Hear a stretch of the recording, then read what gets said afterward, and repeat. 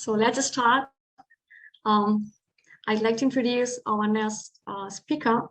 Francisco Yus is full professor at the University of Alicante, Spain, and guest professor at Fujian Normal University in China. He's an expert in the application of pragmatics, especially relevance theory, to media discourses and conversational issues, about which he has published many articles and books. In particular, I would like to highlight his most recent book, Smartphone Communication, Interactions in the App Ecosystem, published by Rulitz this year. And he has also recently studied the application of relevance theory to the analysis of misunderstandings and irony, as well as to the production and interpretation of humorous discourses. See, for instance, his book, Humor and Relevance, published by John Benjamin in 2016. He is currently the head of the Inter-University Institute of Applied Modern Languages of the Valencian Community, URMA, at the University of Alicante. He is head of the research group Professional and Academic English at the same university and editor of the journal Internet Pragmatics. It's an honor to introduce a colleague and a good friend like Professor Yus. We can't wait to hear about the specificity of interactive humor or messaging applications, the case of WhatsApp. So the floor is yours. Thank you, Esther, for your talks, for your introduction, and welcome you all. I'm going to try and share my presentation. Can you see that more or less? Not yet. No. Yeah. Yeah. Yep. Yeah. Yeah. Okay. Yeah. Okay. Thank you. My talk is going to be about the structure of interactions on WhatsApp, humorous interactions. I'm going to try to stick to the allocated time slot. Well, this is part of a general research that we're doing at the University of Alicante regarding interaction of humor, which I think is a fascinating topic, and we've seen already the papers by Leonor Ruiz and Belen, etc., pointing in this direction. My talk is specifically on WhatsApp.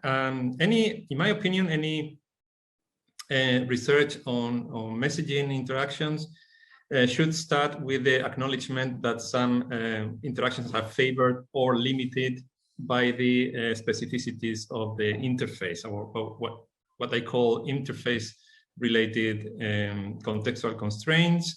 You can also find the term interface affordances in the bibliography. So the idea that we are not only simply interacting humorously on WhatsApp, but we are also limited, or we are given certain options by one interface that we might not be given on another interface. Typical features of messaging apps include turn disruption, the idea that very often we get terms allocated wrongly by the system. Also, what they call the interface between synchronous and asynchronous communication on WhatsApp, the idea that many people expect replies in a certain time frame, etc. Also, the problem of the burden of app notifications and the impact it has on user satisfaction. And more generally, the idea of the lack of physical co-presence and the loss of contextual richness that all messaging applications entail. And of course, all of these features have pragmatic implications in terms of what's communicated, how rich communication is, how well communication is interpreted, etc., etc. Also, the idea that messaging applications are not just given, they evolve, they are given, new elements are incorporated to the interface, which initially is mainly text-based. But obviously on WhatsApp, there's been an evolution, including images, emojis, GIFs, stickers, audio files, font styles, animated stickers, and phone video calls, which again have pragmatic implications. So the range of interactive options that we are given by the interface may be limited, or they may be favored by the interface. As a side comment, there is this idea that that users are constantly making the most of the interfaces, and very often they come up with improvements to the interface that were not predicted by the company. A most clear example is the retweeting and the hashtag on Twitter that were created by the users themselves and then incorporated by the company to the Twitter interface. So all of these ideas of these compensations, what I call text alteration, are basically attempts by the users to compensate and make communication richer, and that's not only found on WhatsApp. It's also found on other messaging applications like the Facebook one that you have on the screen, including the use of emoji or emoticons, onomatopeias, the reproduction of pronunciation, the creative use of punctuation or phonematic repetition to show intonation. All of these alterations of text and creative uses of typed elements on the screen also has an impact on how humor is negotiated, how interactions are humorously developed, etc., etc. So the objective of today's talk is, in general, to analyze a corpus of humorous messaging conversations and check their recurrent patterns. Inside that general objective of this talk, we have the aim to analyze how humorous and non-humorous turns combine in the unfolding of a messaging conversation, to analyze the role and location of humor-revealing typed discourses, including emojis and laugh particles, and also to analyze the role that images play in triggering humorous or non-humorous responses and further interaction. So what I did basically is to get a corpus of conversations, basically exporting conversations by using the WhatsApp facility, conversation by five WhatsApp users, and also some screenshots that I was sent by friends and students, making up a total of around 550,000 words. The conversations were mostly in the 40-60 age group, and basically between men or mixed conversations between men and women, with really few samples of women-women conversations, which I think I will talk about that later. It could be a nice area of research in future investigation. Okay. The analysis was restricted to the first 4 turns in the WhatsApp conversation, so as not to, be faced with an infinite variability of turns that would make this identification of recurrent patterns mostly impossible. The turns were analyzed and their structure was identified. What I came up with is several major humorous conversational patterns, together with some variations that were found inside these general patterns. So the first one that I found was the conversations that are started with a humorous text. Okay, although you can see this chart looks a bit messy, and you've got the key to the chart at the bottom of this of the slide. Basically, we get some idea of what is typically made in humorous WhatsApp conversations that start with a humorous text. Normally, the first turn is the one at the top, obviously, and then the second turn continues very often the humorous attempt with a humorous reply, which can then produce further humorous interaction, or people may stop at that point and come back to a serious conversation for whatever reason. Okay, so there are many possible situations, including the continuation of laughter, and this is it. But very often, these conversations are short, simply acknowledged by an emoji or some laugh. And this is it.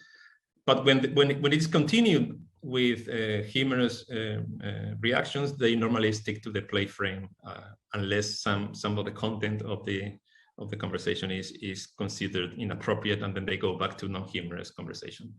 Another possible continuation is non-humorous text, or the same including emojis, okay, or simply laughter. Okay, so that's several possible combinations. There are many examples in the corpus. I'm going to just show you one. This one starts with a joke which doesn't really work in English, because in Spanish is no, and I do not see why not. No is the same word, but basically it's a joke that is followed by a maintenance of the play frame, when Juan replies, neither do I, and then Luis laughs. It's a typical situation, a humorous text reacted upon with another humorous text, or any text that indicates the acceptance of humor. Another typical situation is a humorous text replied to with an apparently non-humorous text, but which in reality maintains the play frame. We have this example of a joke in which a person says that he got the Russian vaccine and he had no side effects, and then starts typing in Russian, and then the conversation follows in a kind of fictitious play frame, apparently non-humorous, but it's all humorous. Not poor thing. At least he learned a language with no effort or classes, and then, all the continuation. Notice though that Luca here in this conversation has 3 messages sent on WhatsApp. I consider that a user's turns includes all the messages that he or she sends without another user inserting or replying with another message, which would immediately constitute a different turn. So in this conversation, the 3 messages by Luca would be considered the same turn, okay? In the second one, we have a similar situation, but at this time, the person types a humorous text plus emoji with possible continuations, including another humorous text, with possible further continuations, as you can see on the left-hand side of the chart, or the humorous text and emoji might be reacted upon negatively with a non-humorous text, or very typically the humorous text is replied with an emoji, simply acknowledging the funny quality of the text, or non-humorous plus emoji. And in this emoji probably is humorous, basically combining the idea that, I didn't find it too humorous, but, I acknowledge it anyway.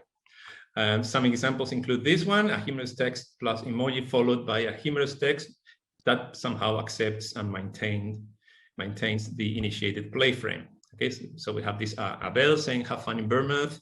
Bournemouth is the mouth of Bern, the guy in the Bern case, and Sarah maintains the humorous conversation, and Abel continues, etc. So that's a typical situation. In the third possible schema found, the conversation is non-humorous, but suddenly the person comes up with some humorous comment that is replied to or is reacted upon either humorously or non-humorously. So we have possible continuation in the second turn, continuing a non-humorous text, but then suddenly a humorous third turn is introduced with different possible continuations. The second term may also be a humorous text plus emoji, or simply an emoji. An example is this one, in which a non-humorous text follows in the second turn, but a third turn introduces a humorous frame, which is often used with the aid of emojis, stickers, and etc. So when Gemma says, when Ruth says in this conversation, because you're a lunatic, in the third turn, all the conversation before were more or less serious, and then Ruth introduces this humorous message that Gemma acknowledges, and laughter at the end is a signal that the conversation runs smoothly.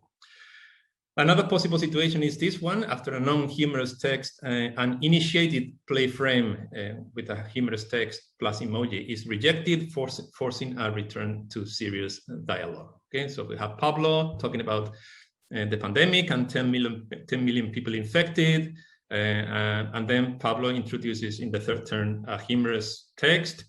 It appears that those from Cesar's hometown are the highest risk group, plus emoji.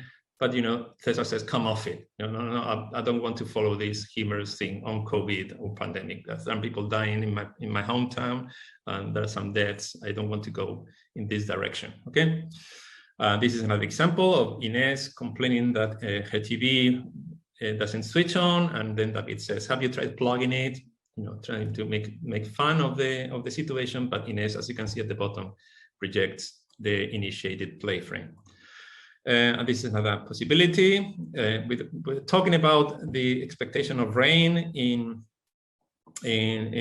specifically at the location of a forthcoming conference, and then Jaime initially reacts with a non-humorous emoji, but then all the conversation about bringing float and using zodiacs and contracting cruises, etc. It's the whole conversation in the play frame. Okay.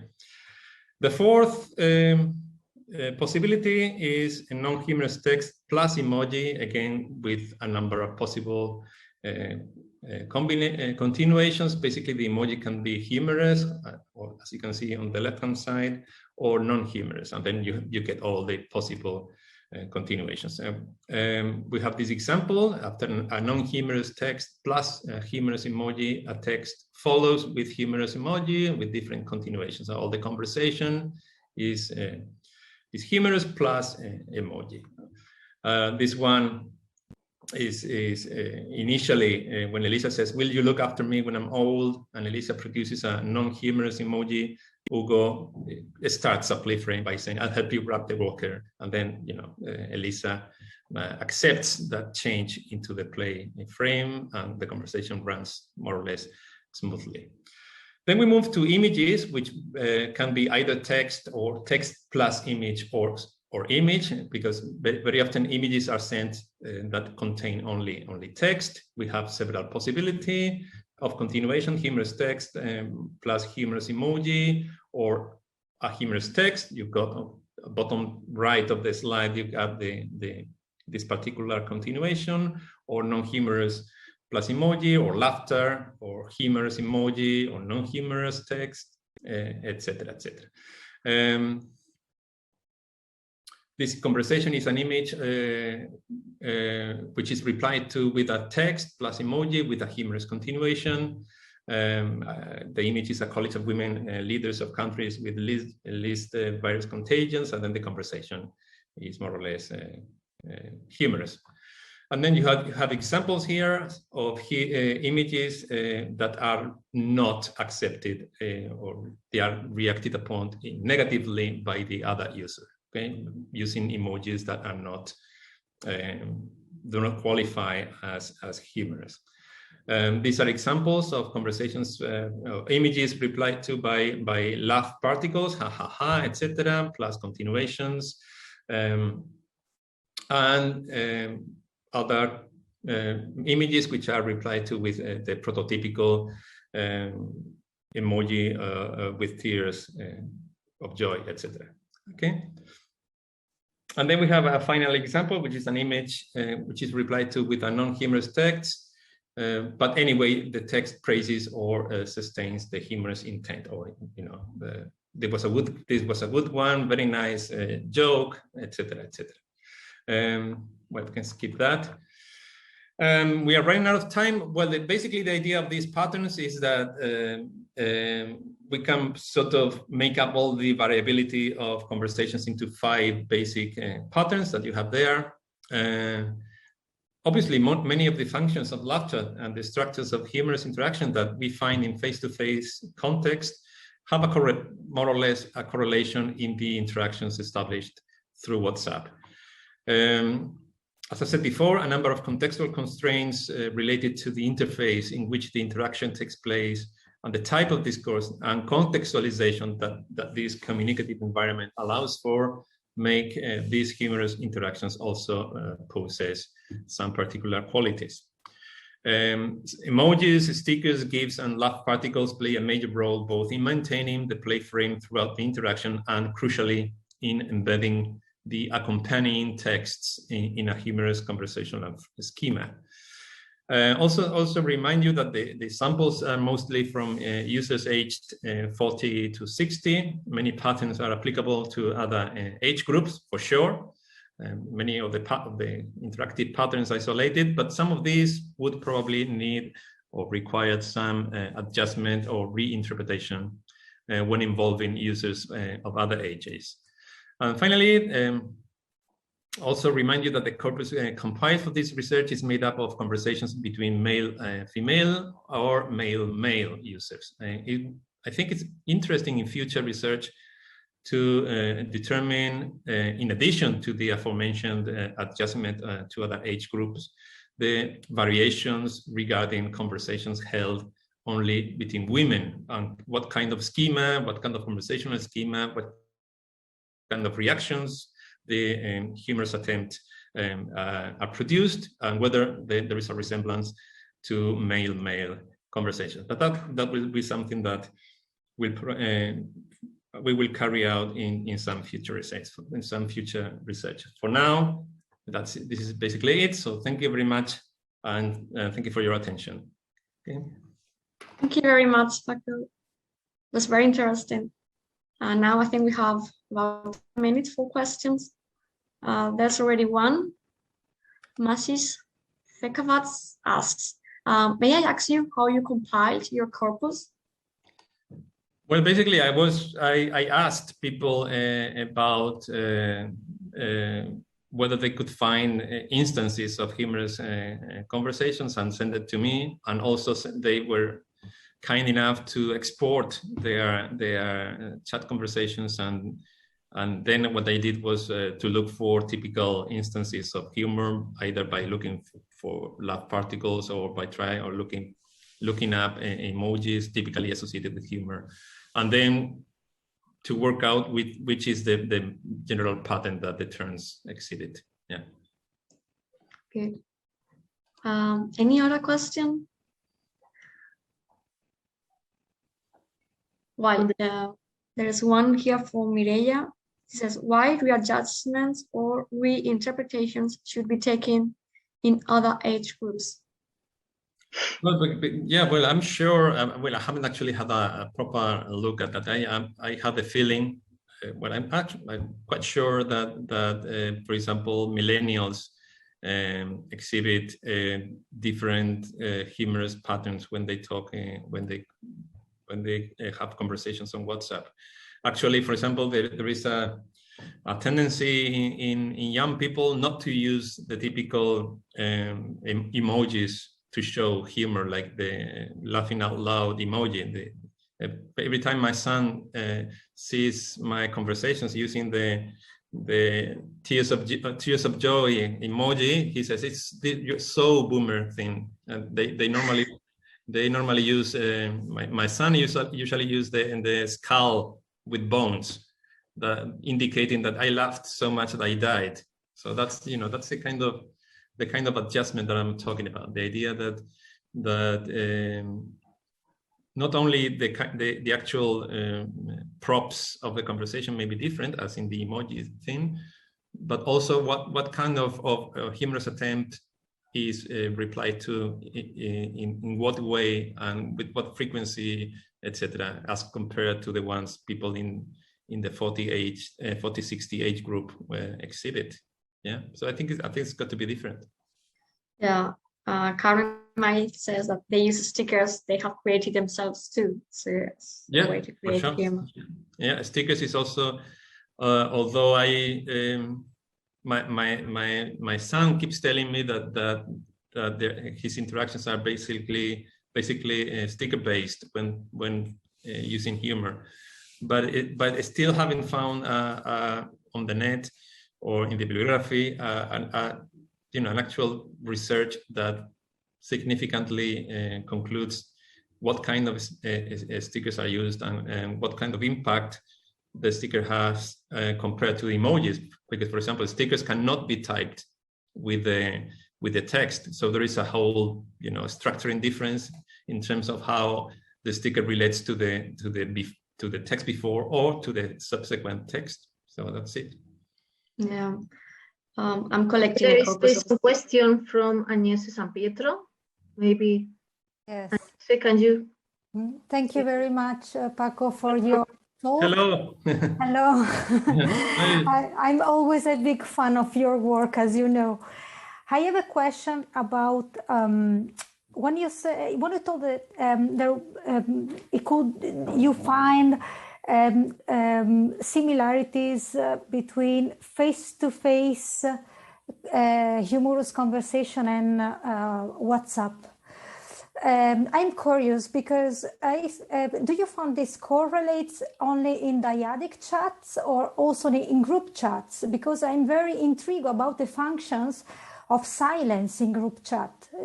I don't know if silence is endorsement or people who do not post a laugh particle or a laughing emoji are just ignoring the message. What kind of correlate did you find in group conversations? This is my question. Thank you.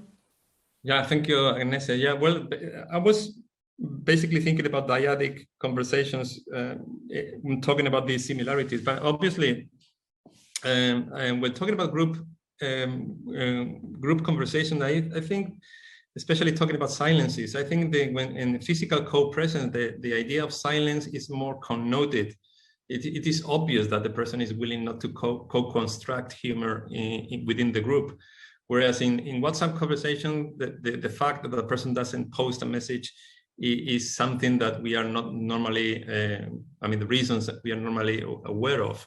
So there's not so much responsibility about what the silence means or entails as there is in face-to-face communication. And apart from that, I think that humor can also be constructed on WhatsApp, even if obviously using the linear productivity of the messages rather than the idea of overlapping and talking immediately after the other, and the idea of face-to-face co-construction, which is more vivid, more productive, I think. Yeah.